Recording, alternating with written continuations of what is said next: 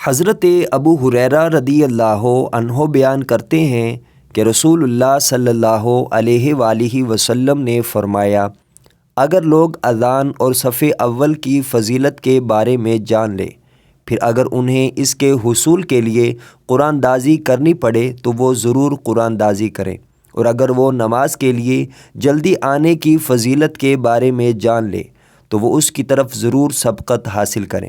اور اگر انہیں نماز عشاء اور نماز فجر کی اہمیت کا پتہ چل جائے تو وہ انہیں پڑھنے کے لیے ضرور مسجد میں آئیں، چاہے انہیں سرین یا پاؤں اور گھٹنوں کے بل چل کر آنا پڑے۔ مشکوٰۃ المصابیح حدیث نمبر 628۔ حضرت ابن عمر رضی اللہ عنہ بیان کرتے ہیں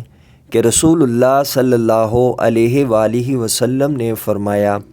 اللہ کے ذکر کے سوا زیادہ باتیں نہ کیا کرو، کیونکہ اللہ کے ذکر کے سوا زیادہ باتیں کرنا دل کی سختی کا باعث ہے، اور سخت دل شخص اللہ سے کوسوں دور ہے۔ مشکوٰۃ المصابیح حدیث نمبر 2276۔ حضرت ابو امامہ رضی اللہ عنہ بیان کرتے ہیں کہ رسول اللہ صلی اللہ علیہ وآلہ وسلم نے ارشاد فرمایا، 3 آدمیوں کی مکمل حفاظت کرنا اللہ کے ذمے ہے۔